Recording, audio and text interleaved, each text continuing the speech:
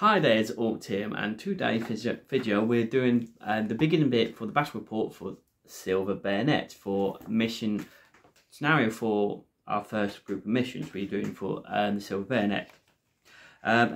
We're doing alright, everybody's doing quite well. Mine is our Highlander, I think it's Private Duncan Campbell. He's not doing that well. He has unbalanced, so when he's needs to do a falling test, he's -3, and he's got the shakes, so he's got a hand injury, so he's -1 to shooting. So the unbalanced one's not too bothered, but the shooting, instead of +1, now he's down to 0. So with his pistol, he's not that good at, but he's a combat guy. I said if you lose any strength or his defense or strength or anything like that, or health, he's out the door, because we need him to be strong. So that's the whole point of him. But that's just, but otherwise everything's doing fine.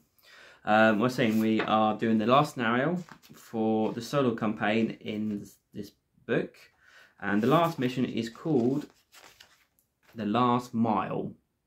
So not really quite basic name. So we firstly, if you remember, we asked to find a lost platoon. We found the lost platoon, or well, what's left of them. We deal with the wolves and the 2 werewolves, I think, all together. And then on one of the corpses, we found a map and a letter saying where to go. We followed that, found the chapel, got the 2 items, dealt with some zombies and a vampire. Some got really injured. No. Someone pooped the pants, not injured. That was Duncan. He got over it, some case. Then we got, and then we were coming back through the forest. We needed a rest. Then we were camping. We got attacked by goblins and trolls. Again, that went quite well, all right. Minus again, Duncan got a massive smashed by the troll, and he's got a hand injury, so he's got the shakes from shooting his weapon. So not good for him again. But otherwise, not too bad. This mission is really straightforward. I'll read the little blog underneath the scenario. They're still carrying the treasure from the chapel. You have finally exited the forest into a boggy lowland. Although I thought it's been a boggy lowland. Although it has been a struggle through the often tracked land, you know that you're almost home. There should be a river just ahead, and if you can make it across that, you'd be near safe, so near home or a base or whatever. So that's really it. It's very straightforward. So what on the map, you got a river that's about three ways down, with a stone bridge, and just below that's 5 clue markers, and the rest would be some trees and boglands for on my side, and on the other side is a road, a pathway, and the enemies in here, we got normal bandits. They're not that difficult to kill, obviously, get rid of, but the only difference is these ones can shoot. They got muskets. That's the difference with these guys, and that's it. And also in the right hand top, I thought be nice to make a camp for them, so a defensive position, but they're not there.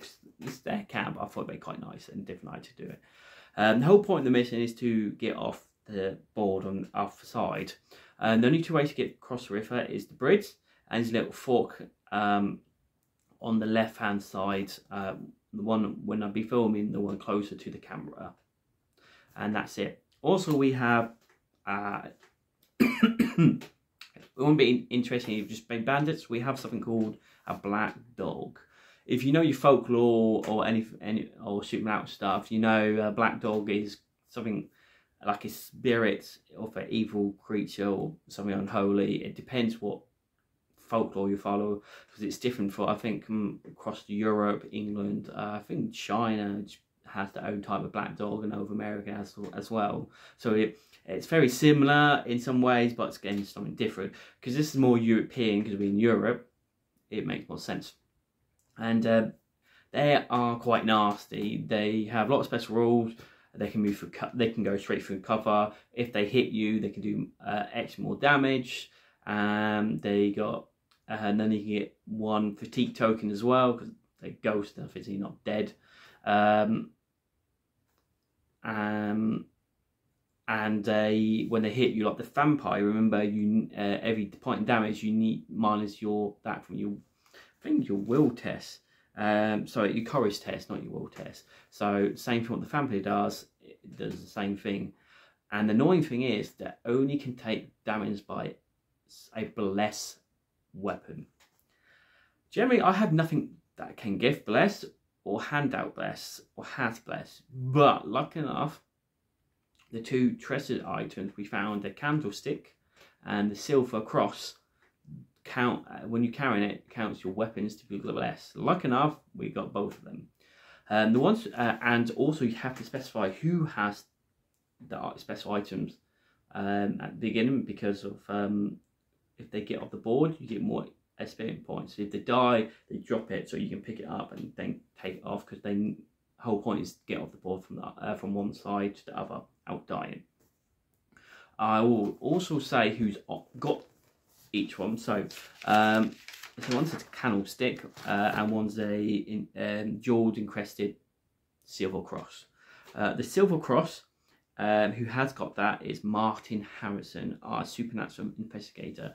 I thought it made sense for him to carry it because he's arrogant, he thinks he's top notch, he's the one who should be protecting it, so he's very funny. So his weapons count as bless. If you remember, he's got 2 pistols and a fencing weapon. Then we got the candlestick. I'm doubting to give it. I thought maybe Daniel, but no, Daniel more like would be too smart. If anybody wants to take anything, who will have anything, would be the officer. He's the officer. Well, the main officer in charge. He thought about giving it to Baker, but no. So he gave it to Lone Eagle. So Lone Eagle weapons count as blessed, because who would thought their Native American scout to have something valuable, that much valuable on him. Like Daniel trusts his Lone Eagle with his life, and he respects him, so he knows he's not going to be doing anything stupid with it or lose it or something like that. So that's why I chose Lone Eagle to have it. So his weapon is blessed, but he's only got a musket and a hand weapon, but that's it. So, and that's it. Firstly, what I said, the point of the mission is to get from one side to the off sides. When you cross the river, only the bridge, and it's a fork in the river. That would be I think, I'm not sure I said this, be close to the camera, and that's the only 2 ways to get off, and that's it. I said the 5 clue markers like most of the games. If I find them, I draw a card. It's something a good thing. All good things really, depends on what they are. And generally that's it. The bandage is there to stop us, make our life easier, and the black dog is there to have something difficult. And after this this mission, that's the first group of 4 campaigns gone. And that's it. And that'd be it for Silver Bayonet. But saying that, we do have some good news. In this year alone, we have 3 new Silver Bayonet books. 2 by Joseph McCannican and 1 by Ash Baker, who I've mentioned before, who does his own YouTube channel, and I think it's brilliant. So I'm really looking. I think wants to do going to a castle and a castle. So you got some new bad guys, more items, new solo mission, new people you recruit. Depends what country they're from, and another one is based around being in Egypt, so we might have mummies and everything like that. That I'm looking for. That'd be quite interesting, something really different. And I need to buy a lot of stuff at desert form because I got nothing desert at all. And yeah, I got sci-fi, city, outside the forest, even like cave, be in the cave or stuff like that I can do, or mountains, so because my board maps I got, but I've got nothing desert. So again, that's like I say, new solo mission, new people to fight, new items, maybe new characters.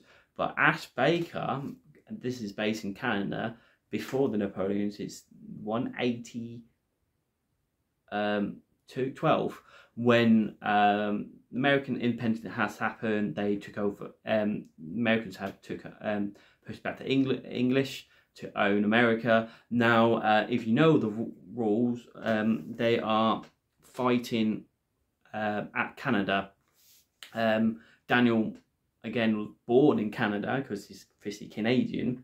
Daniel is, and roughly that time, his dad is fighting. So if anything like that, I might make his dad group up, but make them a bit more. Maybe if it's for high levels, make his group up, and these are proper supernatural investigators. They're there to do the job, and they know what's going on. So they are top notch people. I can say two people be definitely in it. Be Daniel's dad and Lone Eagle's father as well. It's because he's with him. So I just want to thought that out because it's you like you get one book out like the Rangers. Cross Waste really good, but the other two nothing really added in. One's to do with dungeons, going for a dungeon that looks really exciting. It's different. One's to do with, and the new one is to end the whole story to get the prince. The missions look very difficult, very fun, but it's nothing really added on to it. I like the little add-ons like the cross the waste gave us with the new herb rules and the herbalist. Hopefully we get new guys because it depends what really happens, and generally that is it. I think that's everything. I just wanted to say the news about the Silver Bayonet, but it's because I'm talking about the game, so why not? I will be definitely getting it. 2 coming out in May, 1 coming in October. Joseph's books are both coming out in October. So in May, in 21st to 23rd of May, and Ash's Baker's books coming out in October time. That's what I've seen on Amazon, but I don't know if it's true, but just give you a heads up. And that's it. So the next video you see me would be doing Silver Bayonet Battle Report, and I will see you then. Many thanks. Bye for now.